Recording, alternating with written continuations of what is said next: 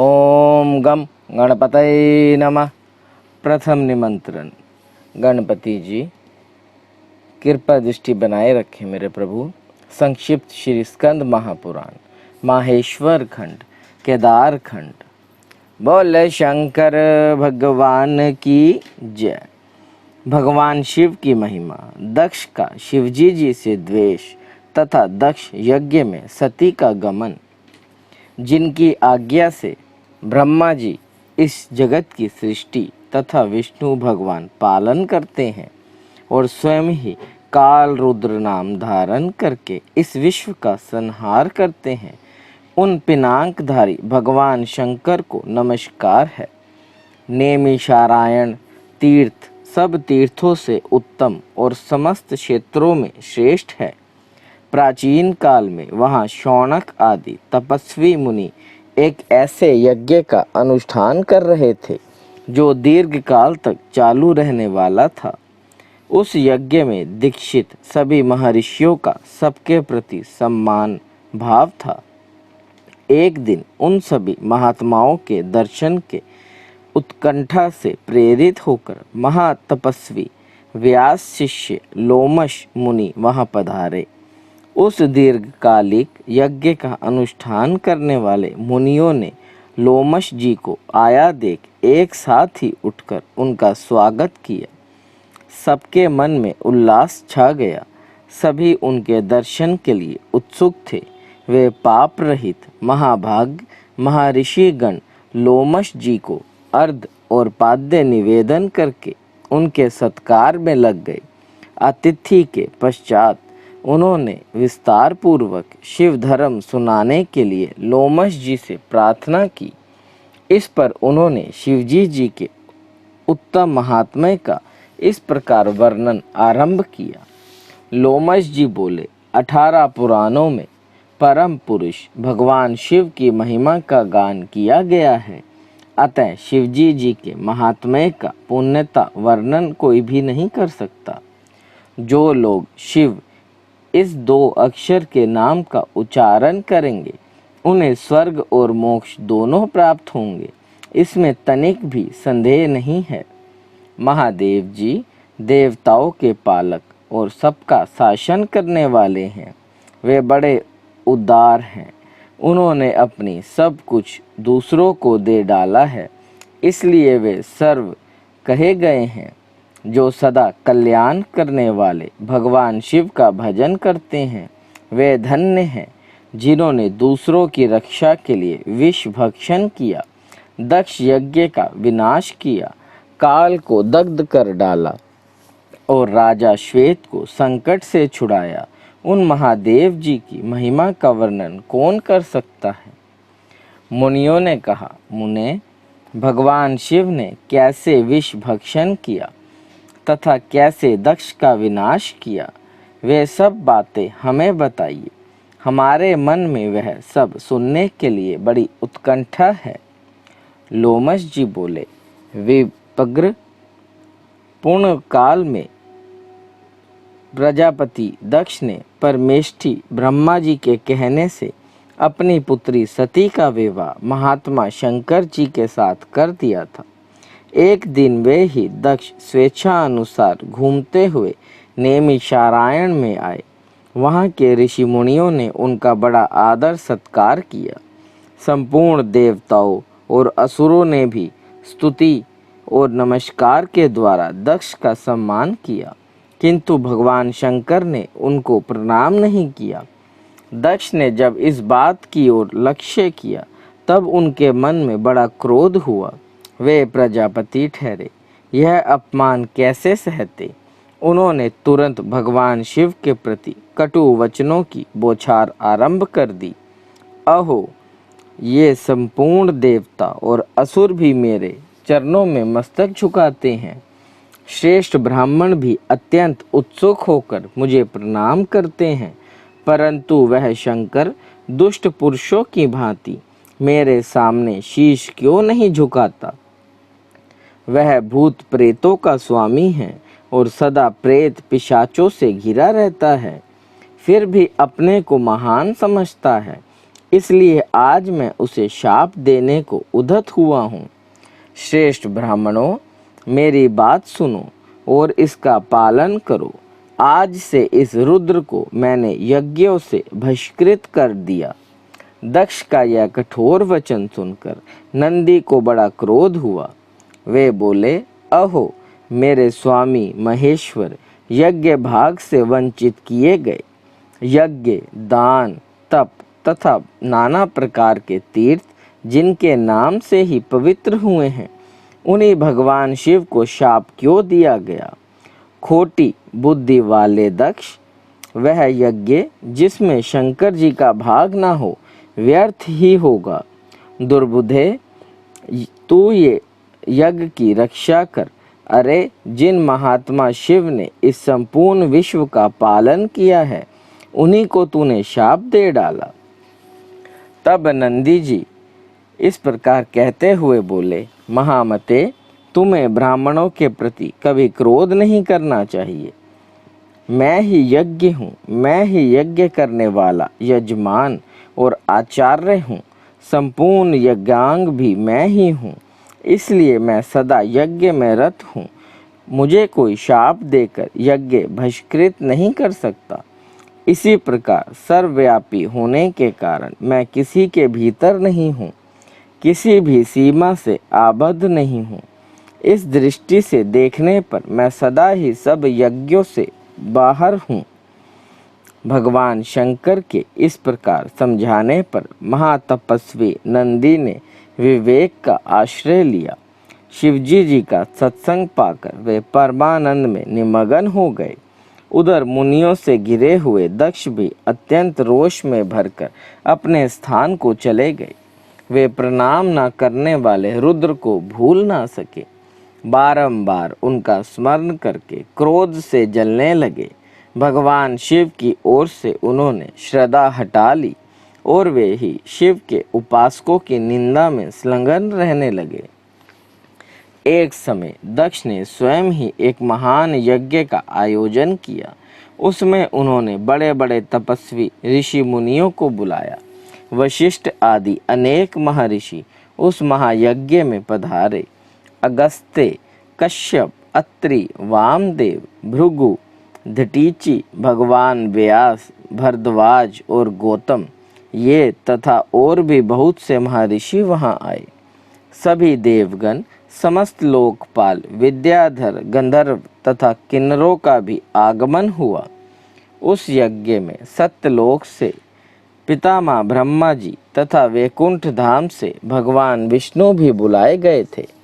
इंद्राणी के साथ देवराज इंद्र, रोहिणी के साथ चंद्रमा और अपनी प्रिया के साथ वरुण देव भी आए थे।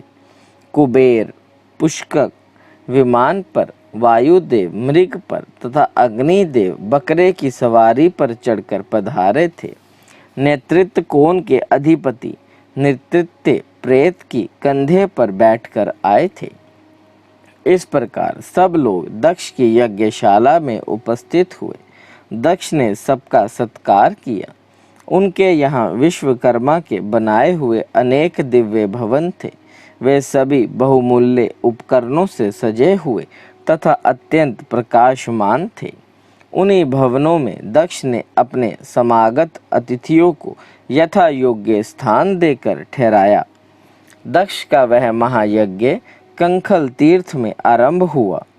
उसमें उन्होंने भृगु आदि तपोधनों को ऋत्विज बनाया।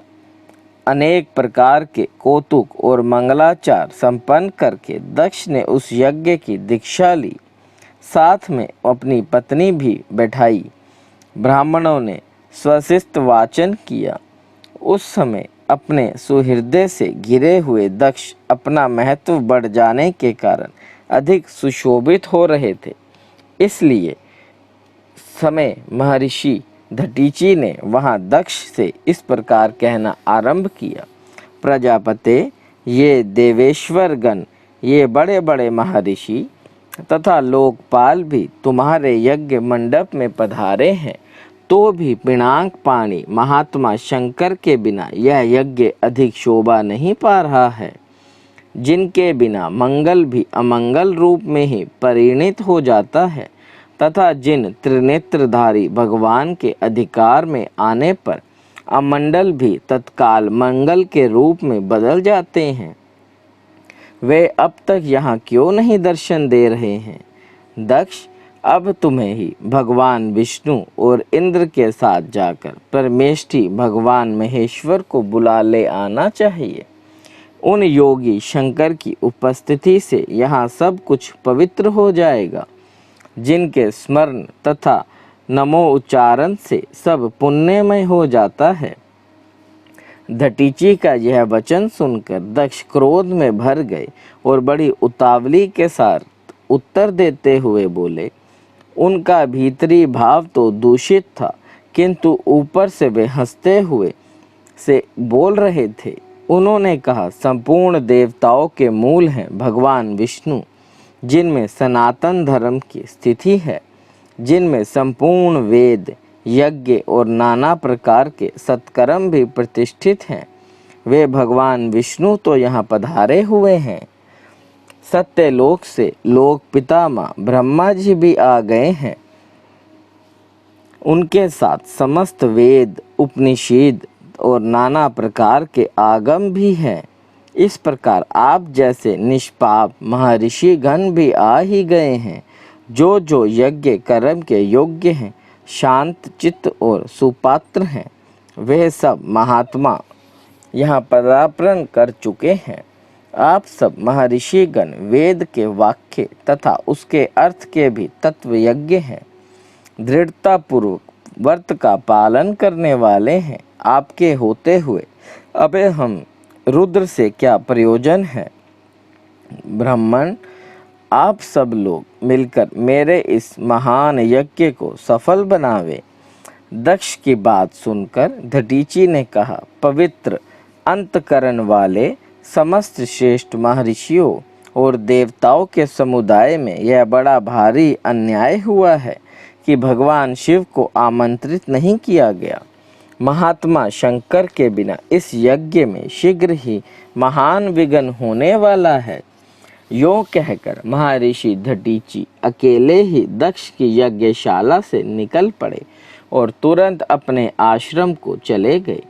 उनके चले जाने पर दक्ष ने हंसते हुए कहा, ब्राह्मणों, धटीची शंकर के प्रेमी हैं, वे चले गए। अब सब लोग वैदिक सिद्धांत में रत रहने वाले हैं।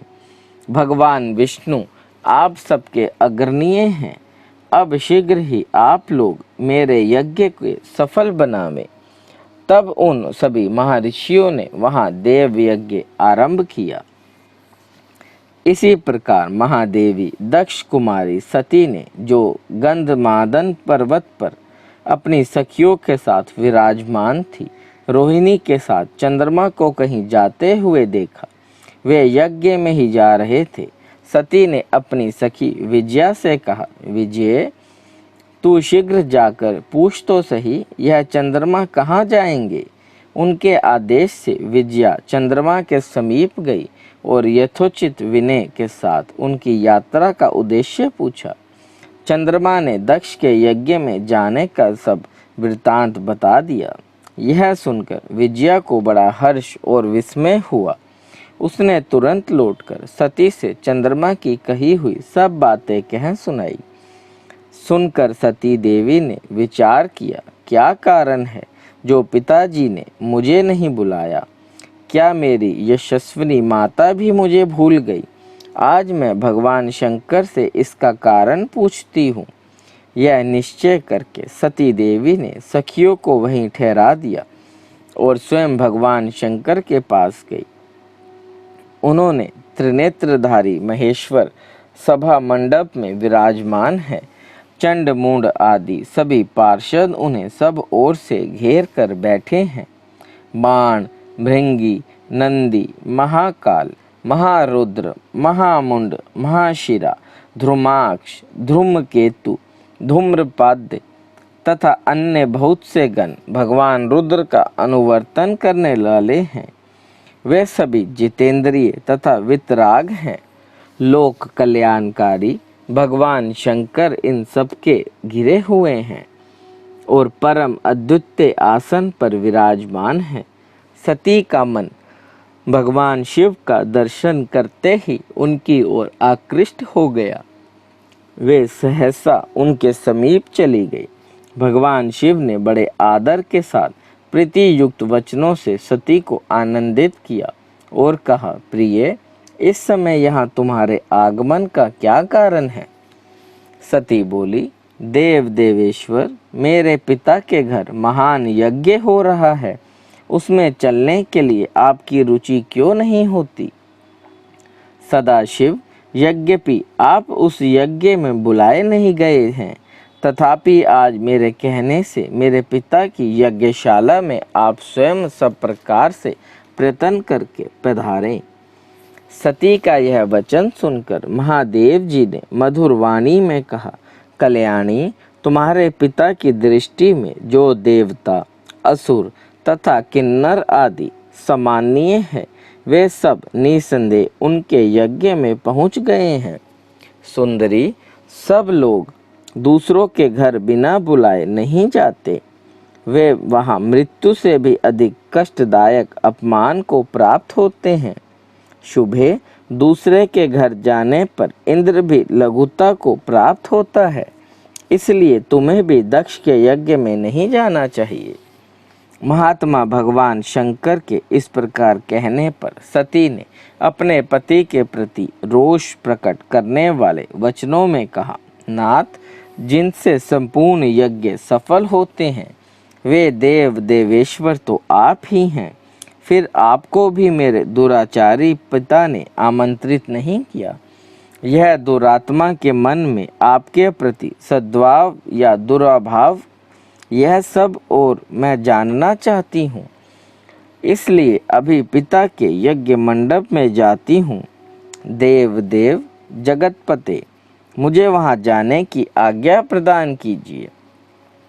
सती के इस प्रकार कहने पर भगवान महेश्वर बोले, उत्तम व्रत का पालन करने वाली देवी, यदि ऐसी बात है तो इस नंदी पर सवार हो नाना प्रकार के प्रथम गणों को साथ लेकर तुम शीघ्र वहाँ की ओर यात्रा करो। मैं आज्ञा देता हूँ। भगवान शिव के आदेश से 60,000 रुद्रगण सती देवी के साथ चले। उन गणों से घिरी हुई देवी ने अपने पिता के घर की ओर प्रस्थान किया। सती देवी जब पिता के घर चली गई, उस समय सब बातों पर विचार करके भगवान महेश्वर ने अपने मुख से यह वचन निकाला, अपने पिता द्वारा अपमानित होकर दक्ष कुमारी सती अब फिर यहाँ लौट कर नहीं आएगी। बोले शंकर भगवान की जय। देव देव महादेव करुणा निधान भक्त वत्सल्य शिव शंकर भोलेनाथ प्रसन्न हुई त्रिलोकीनाथ, सदैव अपने चरणाविंदों में लगाए रखे, सद्बुद्धि प्रदान करे। सृष्टि के कर्ता धर्ता संहार हरता, आपसे ही जीवन आपसे ही मरण महादेव। बच्चा पुल्लनहार तुसी बख्शनहार त्रिलोकीनाथ, कृपा दृष्टि बनाए रखे। बारंबार शत शत कोटि कोटि प्रणाम। हर हर महादेव। शंकर जिनका नाम है, कैलाश जिनका धाम है, मेरे भोले बाबा को मेरा बारंबार प्रणाम है। हर हर महादेव शंभु, काशी विश्वनाथ गंगे। हर हर महादेव शंभु, काशी विश्वनाथ गंगे। ओम नमः शिवाय।